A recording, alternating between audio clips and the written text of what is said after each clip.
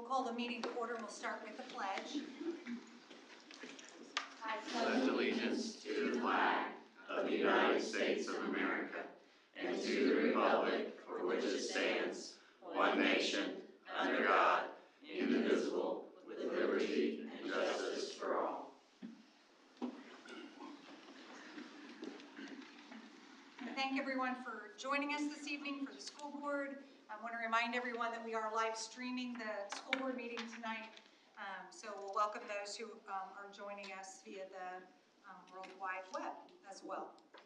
So we'll start with consent, a motion to accept the consent agenda. I have a motion by Earl. Do I have a second? Second. Second by Cheryl. Any discussion? All those in favor? 7-0.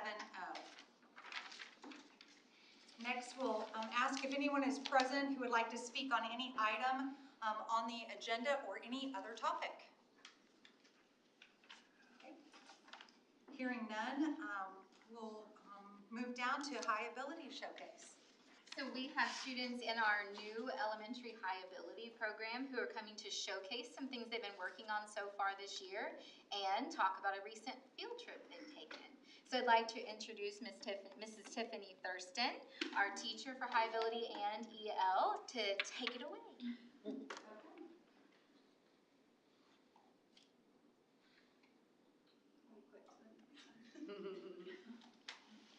So this year we wanted to challenge our elementary students that qualified for the high ability program. We wanted to push employability skills and real life situations. So this is where the SHAPE program was formed. These students work on social skills, hands-on activities, advanced learning, problem solving, and the engineering design process. During MTSS and WIN time is a time set aside daily for students to work at their level. These kiddos out here, they get every single day, 30 minutes a day, to work on their projects. So we have a district-wide Google Classroom, 3rd, 4th, 5th, and 6th grade. They are assigned a project at the beginning of the week, and it's hot in here. They check their Google Classroom, and then they get to communicate with everyone throughout the district and work on their projects. So Will is up first to talk about canned food drive. This was our first project, and September 1st was National Food Pantry Day, so this is how we kick things off. So we all watched some videos and did some research about world hunger, and we wrote all of the facts, or just some facts that we chose, on a poster, and then we hung them up in our hallways, and we encouraged students to bring in canned food to their sorted place, and then we donated them to a food pantry in Indianapolis. We donated to the Good Samaritan Food Pantry. So it took several carloads to take all of the food pantry items, and the first thing they said was, "Oh my gosh, it's Christmas for so many people around here." They were very thankful.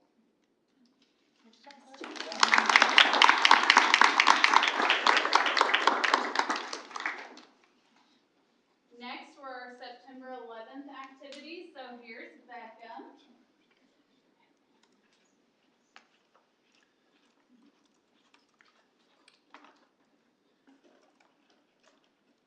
This is a model of the Twin Towers. I learned about the Twin Towers. The first one that got hit did not fall first. I used some cardstock to cover it that looked like all the windows. I used a popsicle stick for like the small thing on top. And the inside, I taped 2 bottles together and use newspaper at the lids to make it even. I taped that on the inside of for the base.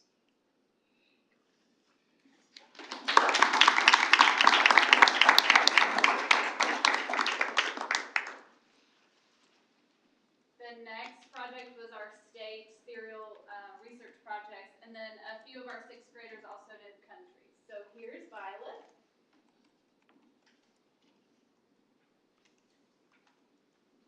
We made a cereal box, and I made mine out of paper. We had to print off a picture of your state and put it on the box, and then you had to write a brief history. You had to put fun facts, and then you have to write the products that are grown in Alaska, and then you had to put landforms that are found in your state. And I did Alaska for this, and I have a dog sled that I made out of popsicle sticks and pipe cleaners.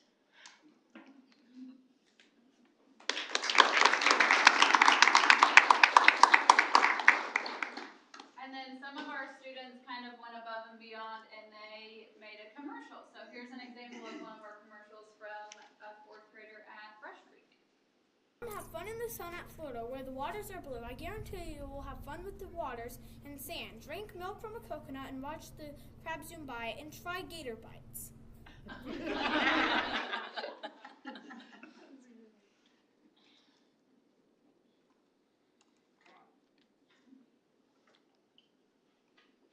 The most recent project that we did, the students all read different novels. They did a book study and then created a board game to go with their novels. So first, we have Catherine and Cambry.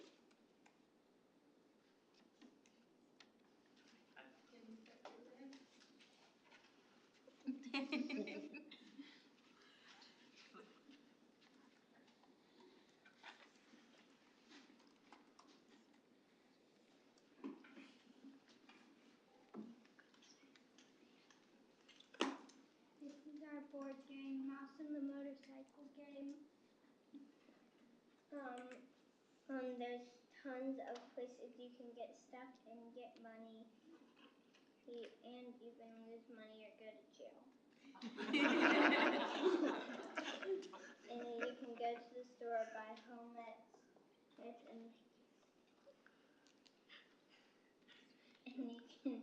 and these are the players of the games. So you start here, and then there's these dice.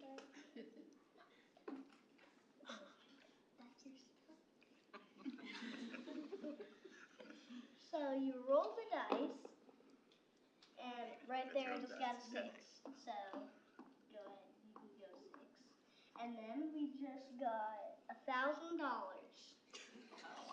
Yeah. This game's no joke.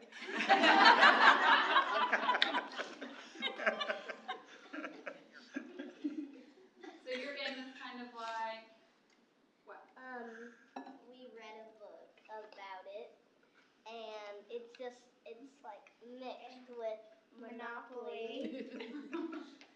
And that's where we got the go to jail with. And we work together, and yeah, it's a really good board game.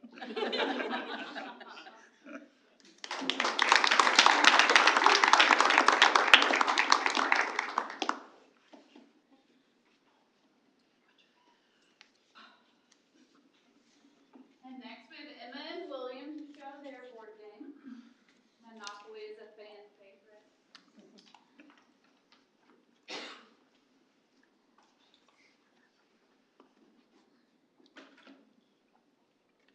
We made a game called Beat a Boy. It's represented about Monopoly, and we have the little characters, which are snails, that are sort of represented by beetles, but they sort of go with the beetle theme. And then we also have dice and money that goes with the Monopoly theme. And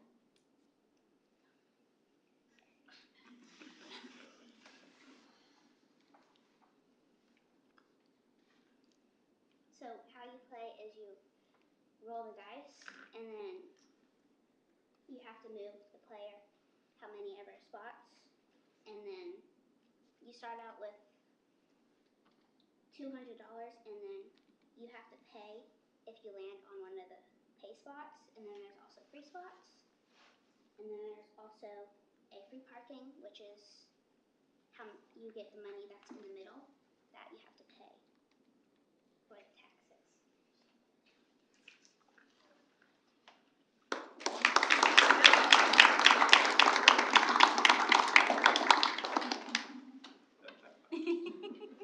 So this project in particular was our first lengthy project that they have done. It actually took them 3 to 4 weeks to finish this from start to finish. So they're working hard.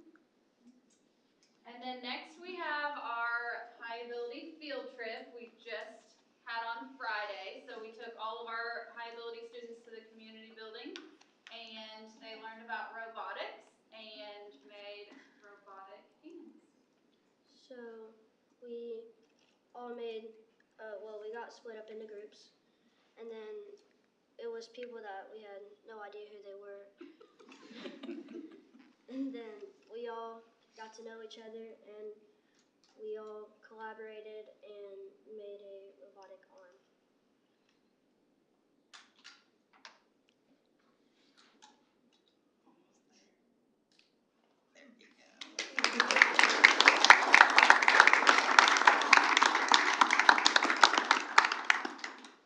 So they worked on employability skills, they worked on collaborating with students that they honestly had never met before, and they had to make a moving part, so it was a success, I feel like.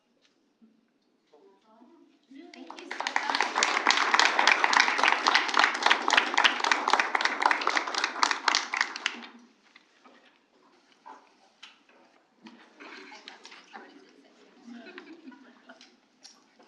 Thank you for coming. Yeah, thank you. Much appreciated.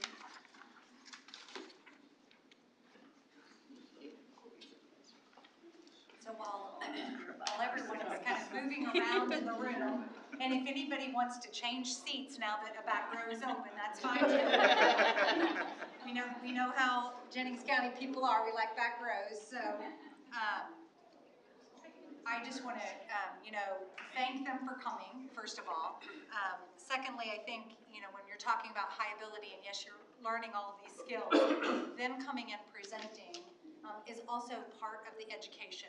It's part of the teaching that they can get up in front of people and do a speech or give a speech, kind of a demonstration speech.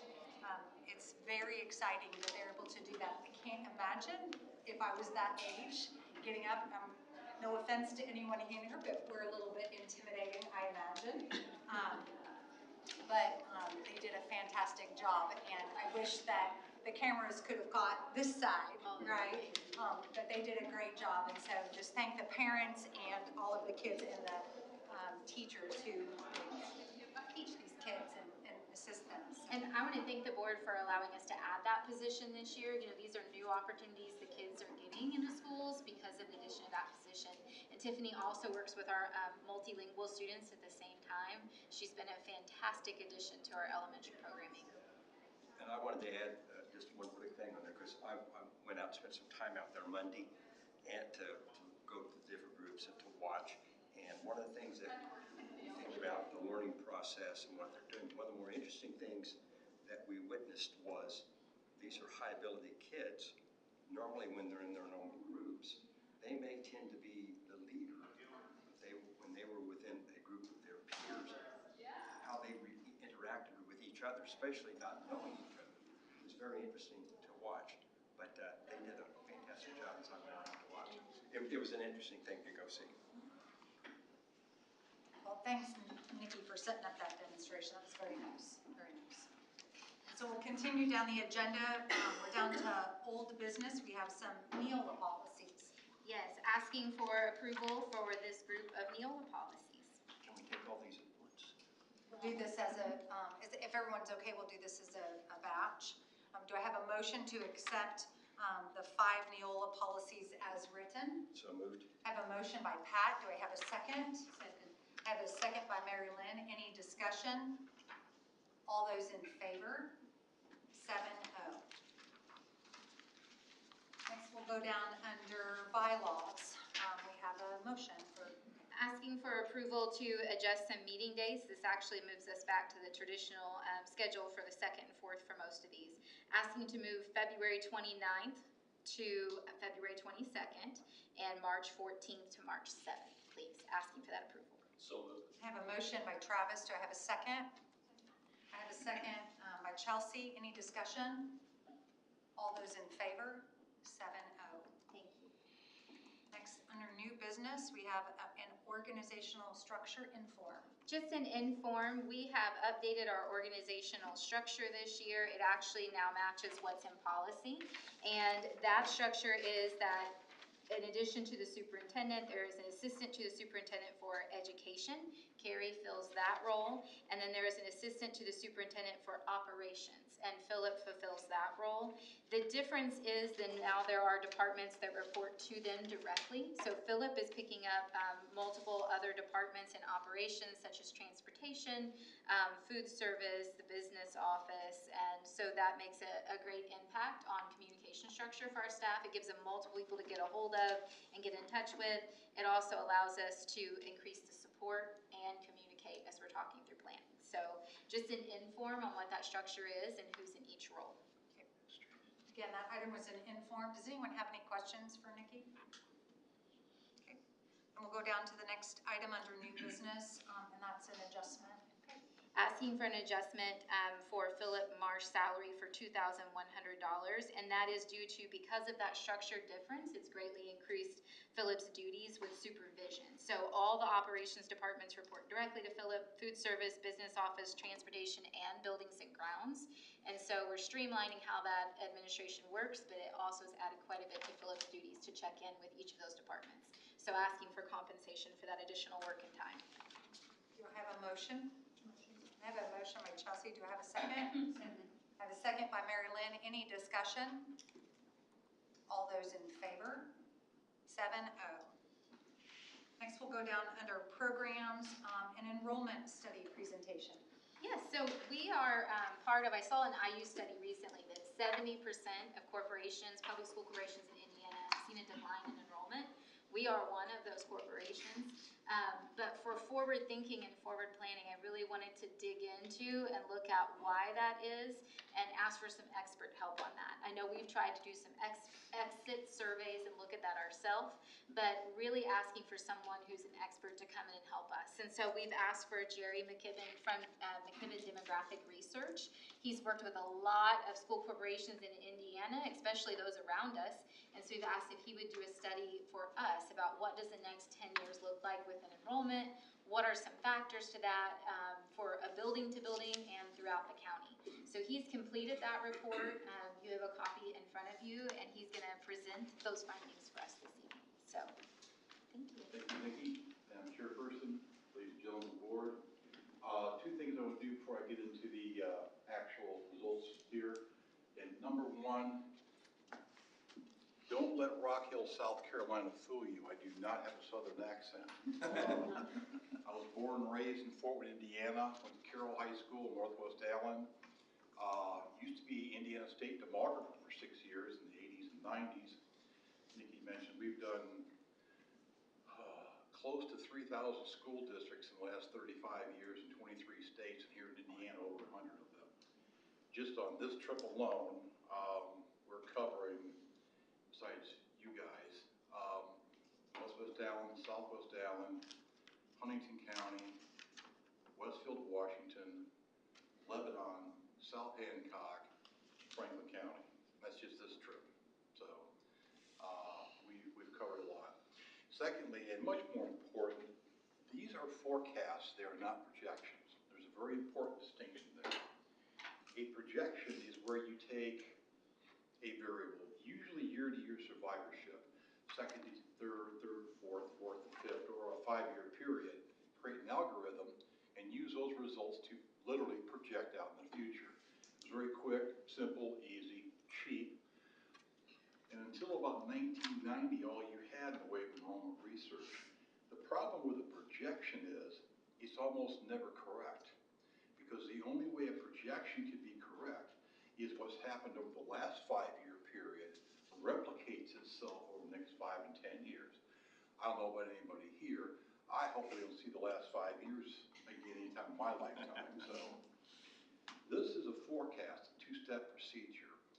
We do a full population forecast based off the 2020 census for each one of your elementary attendance areas and build a fertility, mortality, migration model specific to each area based on their housing and demographic characteristics. The results of that population forecast then drives your enrollment forecast. So it's your current and future demographic dynamics that dictate the future, not your past trends. So anytime you're doing a forecast, you have to have assumptions. These are the broad socio-economic demographic parameters, so to speak, that we use in building the models. And the next slide, which I can press here, here we go. I don't want to go through all these, but I want to go through the big four. And these are the four that have the highest amount of variability, i.e. will cause error going forward. And the most important one is B. We assume the 30-year fixed mortgage rate will stay between 5.5 and 7.5% for the next 10 years. 7.6 this morning. So we're kind of drifting back into that range. Why is that so important? It's one of the main variables that drive your housing market. Okay. Now, there's kind of a generational split here. Those of us who are old enough to remember the 70s, 80s, and 90s, when the 30-year fixed rate was 8, 9, 10, 12%, 7.6 sounds pretty good. My first home mortgage was 8.5. We thought we were robbing the bank. Kids today, as anybody in the age of 40, have seen nothing but 3, 3.5, and 4 the last 15 years. 7.6 sounds like highway robbery. Okay, that's why you're seeing a slowdown in the housing market right now. There's another factor. When you're going through the life course, you don't come out of college and buy a house, you're in an apartment. That's where people start their families at. Then when the oldest child gets to about 5 years old, if you have the economic resources, you're looking to get a house, get more space, your little piece of heaven in the countryside. You get the starter house, and then later on you might get a move-up home. Well, if you're in a starter home right now that you bought in the last 4 or 5 years, and you've got a 3, 3.5, 4% mortgage, you're not going to get moving out of it to go to a 7.5% move-up home. There was a great piece on CNBC just a couple days ago. If you bought a $400,000 house 2 years ago at 3.5%, or going to buy the same house today at 7.5%, it would add $1,000 a month to your mortgage payment. Needless to say, the move-up market has been stopped in its tracks. The reason why we're in this funky housing market right now, that's one of the reasons there's not enough homes in the market. That's why builders are trying to build so much, is because no one's putting their homes in the market, and existing home sales are 90% of your housing market. New home construction is only 10%. So now I'll be the first person to tell you, if Jerome Powell keeps his foot on the gas, and he's giving every indication today he's going to, and those mortgage rates go up to 8, 8.5, 9%, my forecast will be too high. Conversely, they go down to about the 5 range, 5, 5.5, will probably be a little too low. But professionally speaking, I don't think we will ever see sub 5% mortgage rates again in our lifetimes. That was a 10-year abnormality trying to jumpstart the housing market, and we won't go back to that level again. The other two are on the next page. Thank you. We assume that the district will have a net of 20 new single-family housing units per year. That's net, build minus tear downs, demolitions, and all that, and 320 existing home sales. Okay, now I have no trouble. You're going to make that 20 easily. It's the 320 I'm worried about. We use Zillow, RealtyTrack, and Realtor.com. That way you can get home sales down to the address level, how long it's been on the market, price, size, price reductions, property history. It's all over the internet now. Detailed information on what the housing market is going to be. You might make 320 for this year. It's been slower than last year. There's only 8 of the 200 largest metropolitan areas in the country whose existing home sales this year matched what it was in 2019. Most are driving about 15, 20% lower. this metropolitan Columbus is one of them. So I'm not really worried about that. And of course, this is Indiana. You have to talk about transfers. Indiana is the only state in the country that has vouchers, charters, and inter-district transfers all going at the same time. The only good thing out of that system is Indiana has the best student tracking system in the country, bar none. No one's even close. Where they're coming from, where they're going to, have it for year to year. We have it back to 2017. We assume that you will have a continued net transfer of 450 students. And that's about average for a school district in Indiana. We did Hamilton Southeast a couple of years ago, and they were shocked to find out that number for them is negative 1,600. You know, I can think of maybe a handful of districts in the country that the state where that number is positive. Your big ones you're losing to are Bartholomew County, Decatur, Seymour, and 52 Union School Corporation. Anybody know where Union School Corporation is? They're legendary now in Indiana. It's a little one-town, two-township school district in Randolph County. They have 400 students from K through 12. Half of them don't even go to their own school. And 5,000 virtual students. They're laughing all the way to the bank. Every school district in the state has kids that are transferring and showing up the Union School Corp transfer numbers. Your number is 50. So, and until the state does something about that, that situation is going to persist. So, again, when we do our evaluations of the forecast, the first number we're going to pick to look at when December comes around, the new transfer report comes out, is that 450. If it goes up or down, that's a major source of variability in the state of Indiana. And you can't look at enrollment in the state without looking at the transfer policies and flows from district to district. So, now, the number one predictive variable for future population and enrollment change is not births, is not deaths, is not migration. It is the age structure of your population, okay? How is your population distributed across the life course? This is the population pyramid, the 2020 census for Jennings County, okay? It's very easy to read. Your 0 to 4, that's your preschoolers. 5 to 9 is elementary, middle school, high school. 20 to 34 is what we refer to as family formation ages. 80% of all births occur to women between the ages of 20 and 34 years old. You can have a total fertility rate of 9 if you don't have women between 20 and 34 years old that don't have any births. In fact, if you see changes in the number of births in the area, it's usually not changes in birth rate, but number of women in prime childbearing age.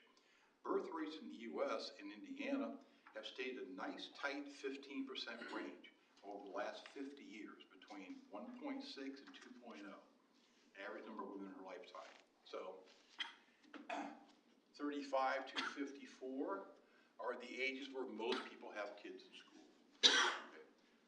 Nice crowd we had here earlier, and of course everybody gets up and leaves when the barn shows up.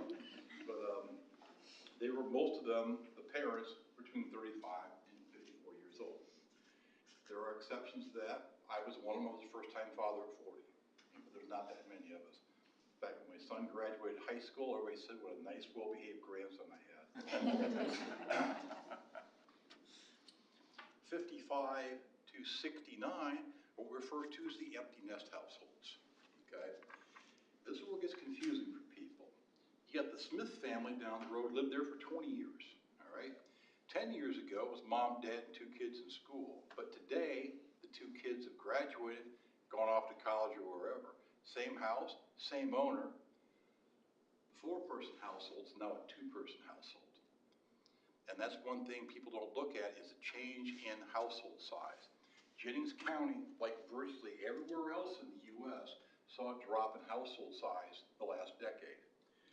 It went from 2.64 in 2010 to 2.58 in 2020.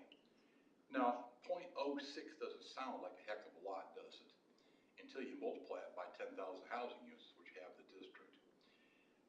If the household size had stayed the same in 2020, you would have counted 600 more people in the 2020 census. Now think about this. Standard family household, mom, dad, whatever the point is kids. It's that 0.06 drop. Most of that 600 decline is under 18 population. This helps explain why your enrollment trends are going. And household size continues to drop. Okay? 70 and over, what we call the turnover home ages. Most people don't start downsizing until they're in their 70s. You see a slight uptick at 62, another one at 65. Usually the earlier ones are those are the ones that go to Arizona or Florida or Texas or whatever. Most of them don't move. The main driver for downsizing is either the death of one of the spouses or they both lose the ability to drive. There's one thing about Jennings County, you need a car to function around here. If they both lose the ability to drive, can't maintain the home, can't maintain the lifestyle and the like, all right? And this is something that's kind of post-COVID too. During COVID, elderly migration just stopped. They just quit. And why would you move during a pandemic, particularly if you're over the age of 70? Away from your home, your family, your friends, your support system, your doctor, your healthcare system. They just stopped moving. And that is when we started seeing no homes go on the market. And that's what broke down the existing housing market because they just weren't moving. And we have a dire shortage in this country of elder housing. You know, it's more than just retirement communities or down south retirement communities. You need something that's smaller, easily maintained in the same area. There just isn't that much of it. My theory is they're going to wind up moving in with their kids. The kids aren't wild about that. But you can see with this distribution that you've got a lot of households in the empty nest ages now and have some more coming in the next 10 years. Fortunately, you've got large bars 10 years from now. This 60 to 64 is going to be 70 to 74. Every year going forward for the next 10 years, you're going to have a higher and higher proportion of your households with empty nesters that are going to be looking to downsize. After 2028, they'll start becoming a major factor. Now, we have one, I'm going to go through them quickly, the same way for each one of the attendance areas. I'm going to show some key factors on each. First one is,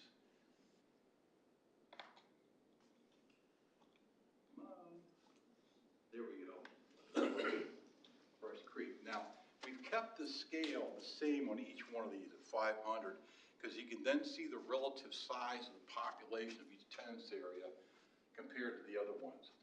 And again, Brush Creek's got a dominant older population. Oh, there was one more thing I forgot to mention. Pardon me. See this 0 to 4 bar? See how it's smaller than 5 to 9?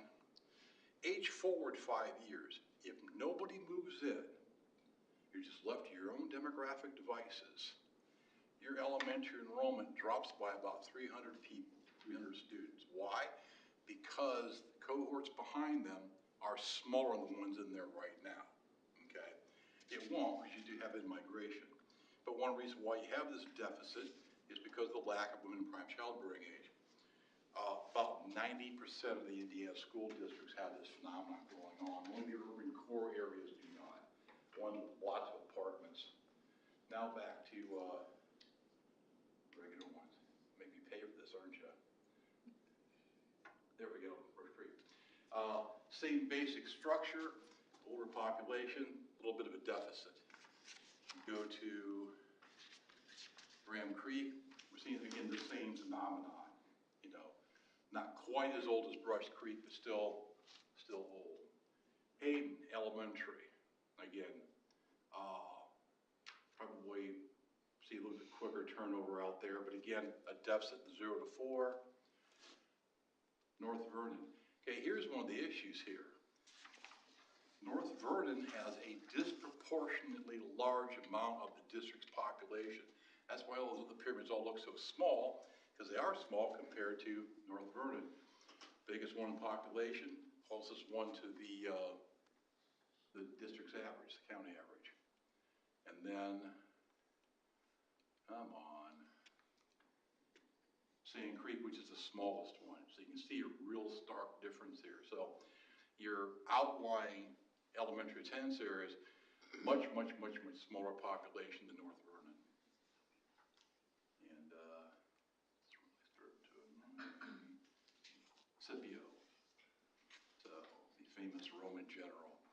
somewhere in the middle. But again, this is one of the few that does not have 0 to 4 deficit.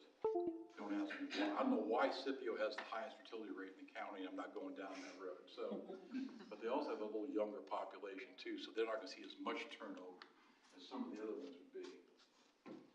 Now, that's not what I wanted. Did I do something? Oh. There we go. Now, this is again the 2020 census, and it shows each one of the areas. And one thing is the district total, only not even a third of your households have an under 18 population. That includes preschoolers. That's actually normal for, ex-urban Indiana. 2.58 for household size, but look at the range in there. You've got everywhere from 273 at Sand Creek down 252 at North Vernon. Again, 0.2 doesn't sound like a lot until you multiply it by the number of housing units. That's a really substantial increase. And again, that difference is going to be mostly under 18 population.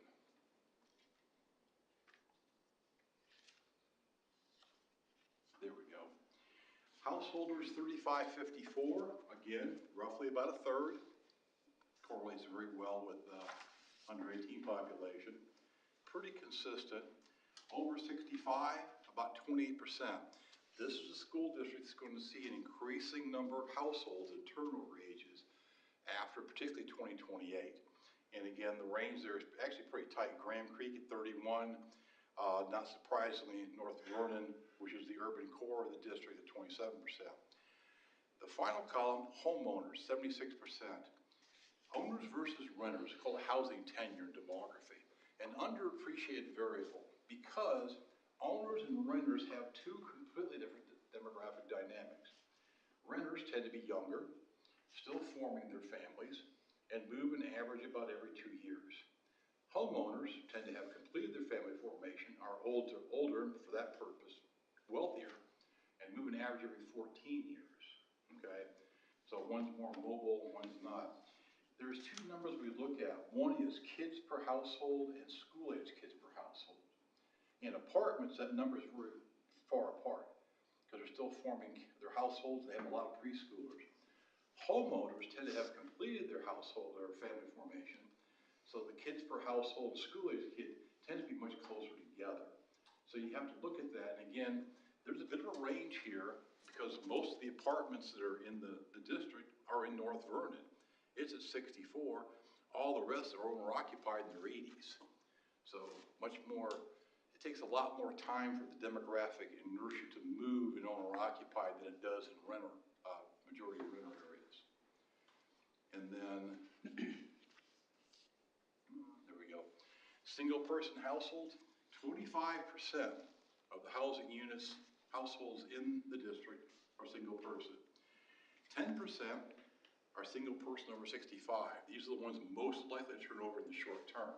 And again, wide range there, 12% in North Vernon, down to 7.9 Scipio. Because Jennings County, this is one of the things, this 2020 census. This is single year of age. Now this gets a little complicated, so you have to follow me here. In 2020, 5-year-olds are your kindergarten enrollment. 6 is first grade, 2nd, 3rd, 4th, 5th. Go forward to 2023, these 2-year-olds are now 5-year-olds. And this is your kindergarten, 1st, 2nd, 3rd, 4th, 5th. And we look at relative cohort size. In 2010, your first grade cohort, if I'm lining this up correctly, is 417. That number progressively drops down to 306. So that tells me that between 2020 and say 2025 or 26, you need 100 kids born in the 2019 birth cohort to move into the district just to break even. Okay? We can also identify cohort sizes. And there's a classic one here, North Vernon. 179 drops to 136, comes back up to 180, goes down to 159. 1 year does not a trend make. So if you come up to next year, or it should be last year too. Big drop in kindergarten in North Vernon. Oh my God, everybody's just fleeing the district. Well, no, you should have about 40 less. The cohort's 40 less. See a big increase this year. Oh, everybody's moving in. No, it's just big cohort coming in.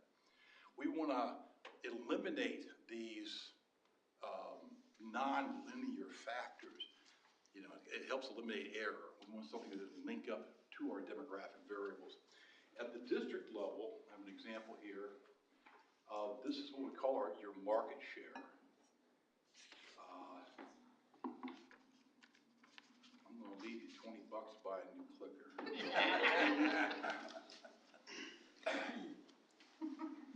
Now, the numbers in red are your actual first grade enrollment per year. And that is a proportion of the actual census count. Now, two things. No district gets 100% of their students. You got parochial, you got charter, you got homeschool, you got virtual. Now, no one's going to get 100% starting out. Also, 2020 is the depth of COVID. So you had people using non-public options. So these numbers are artificially low. But it also tells us this bounce back here is not growth, this is COVID returns. This is 22 is a much better year to use as a base. Some 79 and then 78. We can see what the changes are, and it's either in-migration, out-migration, or transfers. And we can do it by cohort. And you can see you're running in the 80s, which is actually kind of normal for Indiana, some in the 70s. But you're catching up a little bit with this drop-off, but you've got a couple of really small cohorts coming in behind it. One of the things about COVID that, we're now starting to get some decent data after the COVID period, and everybody fixated on deaths, and that's true. You had 400,000 excess deaths in 20 and again in 21. Never no surprise at that. What they didn't notice was births dropped by 120,000. Everybody thought, oh, social distancing, births go through the roof. No, social distancing, they kept away from each other. So in Indiana, the same trend, about 3% drop. So everybody across the country, even with in-migration, is looking at smaller birth cohorts coming in 24 and 25. Pops back up in 22, but here in 23, it's dropping off again. A continuation of a now almost 20-year trend of declining births in the United States, state of Indiana, most counties. It's basically a smaller pie out there. Because this is a county level district, we can use Internal Revenue Service migration data. I love IRS data because you don't check in with them, they will track you down. You file your taxes if you've moved and you've changed counties, you go in the migrant file. And they list by county. We have the data all the way back to 1990 now because they've made it available to researchers. How many people are moving into a county, how many are moving out of the county, and where they're from. If the flow is more than 20 households, they'll list the county. So this is the out-migration flow for Jennings County 2021. You had 1,001 people moving out, and here's where they're going to. Bartholomew, Jackson, Jefferson, Decatur, Marion. Most migration short distance. People think it's long distance, it's actually short distance. So you've got 1,001 moving out, you've got 1,321 moving in. So the net for that particular year is about 300.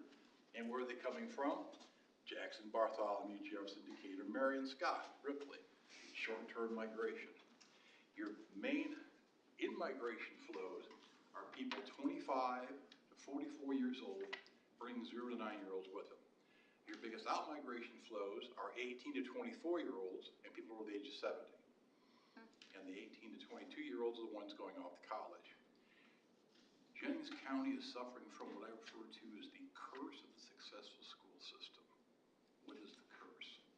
Well, high graduation rate, good test scores, engaged community, good administration and board, students are successful, they graduate, they go off to college, and they don't come back. You don't marry the boy or the girl next door anymore, you marry the boy or the girl next door. And there's a great way to test that theory, because this year the classes of 2018, 13, and 08 are having their 5, 10, 15-year reunions. Go to the reunions, talk to the alumni, and see how many still live in the district. If it's 20%, you're doing real well. Probably closer to 15. And that's a phenomenon that's happening all over the country. Okay? Because once the college degree, whereas jobs, urban areas, whereas my spouse's job, urban area, then you're really linked into who's coming out of the Columbus area for suburban flow. All this information, this is the charts for the last 5 years for Jennings County. Pretty close to zero. The nice pop this year was not so much more people moving in, but fewer moving out is what really is helping you on this. And again, but year to year, it bounces between 0 and about 200 people. So you're just about breaking even on migration, which is not enough because this is the pop forecast. Each attendance area has one. This is the sum total for the district. Now there's 2 ways to reach this. One, follow an age group over time. 5 to 9 is your elementary grades. 1800, 1700, 1600, 1600. Or follow an age group through time, or age cohort. 0 to 4 becomes 5 to 9, 10 to 14, 15 to 19. You always see a drop in 15 to 19 because the 18, 19-year-olds are going off to college and you're counted where you go to school, not where you're from. Median age, 40.4 to 38.6. Congratulations, you're one of the very few districts in the state that are going to see a decline in median age, which is good, which means you've got older people moving out, younger people moving in. You're swapping out older, 2-person households for younger households that probably would have some kids in it. Births decline. This is the 5-year period. 14, 14, 20, 13, 80. Not because of a decline in birth rate, but due to a decline in women prime childbearing age. Death goes up. 14, 17, 80. Okay? Why? You just have more people in prime dying age. So I used to refer to prime dying age as people over the age of 65, but now that I'm 68, it's anybody over the age of 80. So I know we're going to find a better term than that. The line below that is natural increase. That's the excess of births over deaths. Despite what you hear in the popular press, foreign immigration is not the backbone of U.S. population growth the last 250 years. It's been natural increase, births over deaths. Even before COVID, we already had 4 states and 850 counties in the U.S. with more deaths than births. Indiana has about 12 of them. County in the state every year. That is the dominant demographic trend of the next 15 years with the aging baby boom. Bad news to my fellow boomers out there, we're not going to live forever, folks. So the fact that you're negative 400, that's a good thing you have in migration because the only way your population can grow.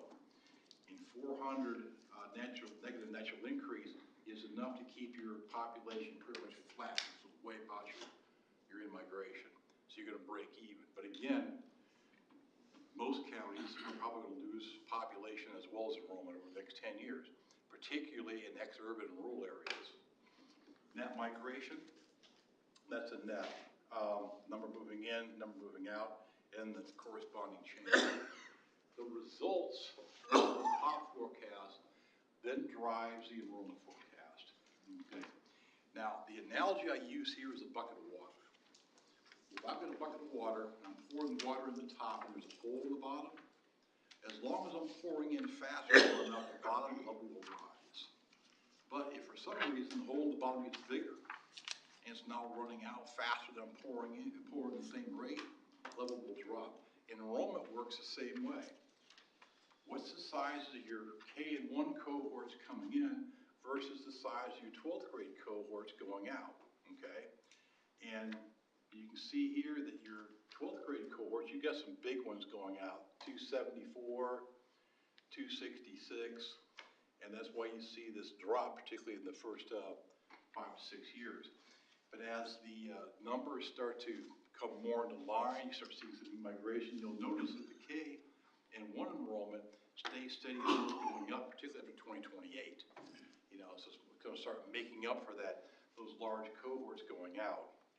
So the district at 3792 this year, 10 years from now, about 3319. Now, that's probably the low point right there. At this point, getting past 2030, you've seen all the big cohorts going out. You're going to start seeing more and more empty nesters turning over. Because either one of two things must happen. The homeowners are going to move out, go someplace else, or you're going to have a lot of empty housing units sitting around here. Okay, I think it's going to be the former. So after 2030, that's where the turn is going to start making. The pace and the magnitude of elderly housing turnover will dictate your population enrollment change. So that's why you need to track that with your existing home sales. Do it, Zillow, Realty Track. Anybody ever use those too? I love that website. You can also find out who's behind on their mortgage payments. Great way to spice up your next cocktail party, My dad up in Fort Wayne used to say, well, what's it look like in the neighborhood? Oh, the Nortons are 2 months behind on payments. My dad never got invited to any place, but anyway. 25 minutes, that's pretty good for me. Those long-winded little college professors, but questions? I got one. I'm 77. Yes, sir. So, You're looking day over 60. yeah, thank you. You must be in politics, so. Let's not get insulted. So. But anyway, I really enjoy it. I know it's a lot of hard work, but I'll be truthful with you. The government screws these schools over to no end. And you got a lot of people moving to a Christian school, a private school, home school, when this school can run it a lot better than government interference. When you sign orders for men to play women's sports, you got people leaving the school. So I've had my say, but they can run this school, the teachers can run it, the principals can run it. We just need to be left alone. So that's it. You will get no argument of me from that at all. And may I add to that, sir, that my own personal humble opinion, they've declared war on public education. Yes, sir. That's right. And we are once again, in our lifetimes, going to see two separate and unequal school systems in this country. Not just in Indiana, but over the country. But there's no way you can put a stat up there of what the government's going to do, because that causes a lot of our kids to leave our school. Look no farther than this year's law passed on vouchers, which came out, 10 years ago now? We got to help these poor kids that want to go to a private education. 60,000, I think, was the limit when it first came in. Then the household income got kicked up to 150. This year they passed it to 220,000. So, one of the non-governmental groups up in Indianapolis crunched the numbers. 96% of all households in Indiana was kids now qualify for prep school vouchers. Okay, so but believe it or not, if you think Indiana's bad, I got stories from those states that will curl your hair, literally. I mean, every time the government tries to step in and help public education, make it worse. We're live streaming this, right? I'm going to get nasty phone calls tomorrow. So I might get nasty phone calls tonight. So. Does anyone else have any additional questions? What kind of factors that are in flux right now that you're aware of in doing this study that could have a positive effect on that? A positive? Is there anything? The 30-year fixed rate dropped a couple points, wouldn't hurt. An increase in elder housing, if they can downsize somewhere close to, even if it's just Columbus, that way you can stay pretty close. I feel sorry for the elderly because they have no place to move. And the kids don't want them,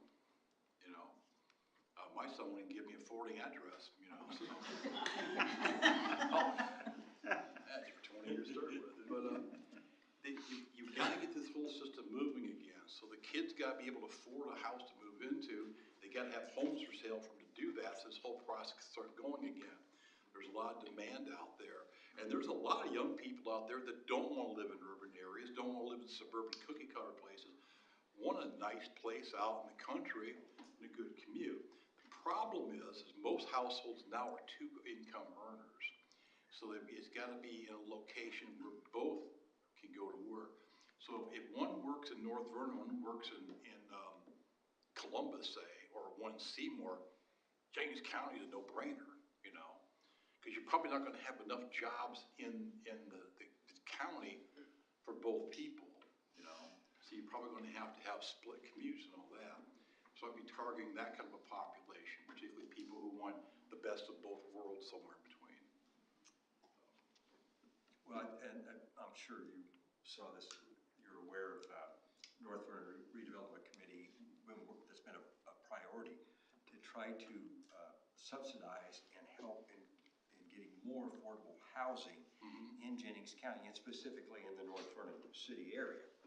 And we've got a good start on that, and you know, that, I just wondered if that goes well, would that should have a positive impact, you know, things. It's run by politicians. Oh. That is your question right there. I've literally been to hundreds of school districts and cities and towns across the country last year. Every single one of us, we're foursquare behind more affordable housing, you know, okay? Right, you're gonna tell that person to drop the price of their house. Ain't gonna happen. Builders, they're not gonna do it. They're in for the money, unless they're subsidized. Nobody wants subsidized housing in their towns. They'll fight it, okay? It's not gonna happen until you get people who bought a house in 2019 for $300,000 trying to sell it for $450 in 2023. Which I look at that up when, I'm trying to downsize myself right now. I will not subsidize somebody else's greed. So a lot of the people in my age cohort just stop looking because the prices are nuts right now. So we're going to be more realistic people pricing their homes, and the mortgage rates are going to have to come down, okay? We've written off their student loan debts. They should be able to afford houses now, so, but I digress. It takes, again, you have 10,000 housing units in your school district, over 10,000. We're gonna bring in 50 more units. That's a drop in the bucket. You need a couple hundred empty nesters downsized to move the needle. A year. I don't think they have a grasp of the magnitude of the issue. Good. I have a question. Go ahead. What kind of industries have you noticed help or hinder these numbers? We have like a large automotive industry around here. Mm-hmm. So is that in the long run gonna help us or hinder us? Is it electric? No. It's not gonna help you. The batteries, no. Fastest growing labor intensive industry in the US and today and for the next 20 years, elder care. Elder services. You want your kids or grandkids to have a job for the next 2 generations, get into elder care. Which is not just health care, it's also mobility, transportation, nutrition, physical therapy, you know, there's a lot of issues, a lot of factors of elder care out there. But you'll never go unemployed, I'll tell you that. Because that number is going to nothing but skyrocket. The baby boom front end of it's 77 this year, the peak of it is 67. Go forward 10 years, those numbers are 87 and 77. That's a growth industry. And you're in the middle of one of the fastest aging areas of the country, southern and western Indiana. So, any other cheery news I can part? I'm actually from the cocktail party. Nikki, is there anything you want to add? No, just thank you for all of your work and your team on this. We were also able to update our transportation maps, our enrollment district maps as a part of this process. And while the enrollment trend is not good news for us, it does allow us to thoughtfully plan and think forward. So I appreciate all the work of your team. We did get a nice map out of the deal. We did. But on that note, and I should mention this too, next September, or now October, I should say, they changed the date again. ADM Day, contact Nikki, have her send me your ADM numbers by school total, district by grade. We do an evaluation for all of our districts for the first 3 years afterwards, track it. I want to see how I'm doing. So that's included in the price of the project. So I'll close on this story. We've been doing this for years. And and one of our long-term clients, you've heard of Penn Harris Madison School District. It's the one just east of South Bend. We go up and do a presentation of our evaluation. And it's a couple of years back. 1 year I had forecasted 12,241 students for that year, and they had 12,241. Worst thing that ever happened to me, because now the board expects that same level of accuracy forecast. So the next year I'm off by 9, you know. And I know a couple of guys on the board, they give me a hard time. He goes, look at this. It's a 900% increase in error. We're paying for this. So I just kind of ignore them. But so be careful what you wish for. You just might get it, you know. But if any other questions do come up, Nikki, you know how to get a hold of me and all that. And I'm usually available by phone or email. You can do that.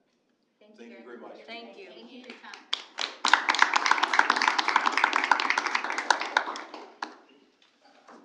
Nikki, I appreciate I think the whole board appreciates, having all of this data, having all of this information. It's important that we make decisions based on data. So thank you for doing this for us. Any additional questions before we move on with the agenda? So next on the agenda under programs, we have some new course additions for the 24-25. This is just an inform of new courses at the Jennings County High School for the 24-25 school year. We're excited to be able to offer our students some more opportunities, especially in areas of CTE and our graduation pathways. Mr. Roller and Ms. Ebbing is here if anyone has any questions about those classes. This item is an inform. Does anyone have any questions? No? Okay. We'll bring it back next time for a vote. Perfect. Thank you so much.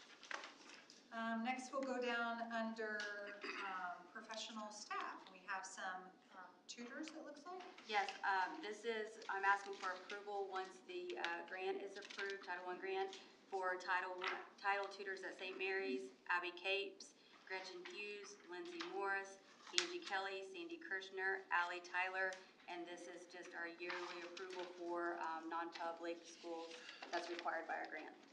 Okay. So we'll entertain a motion to accept those as written. Motion. I have a motion by Earl. Do I have a second? Second.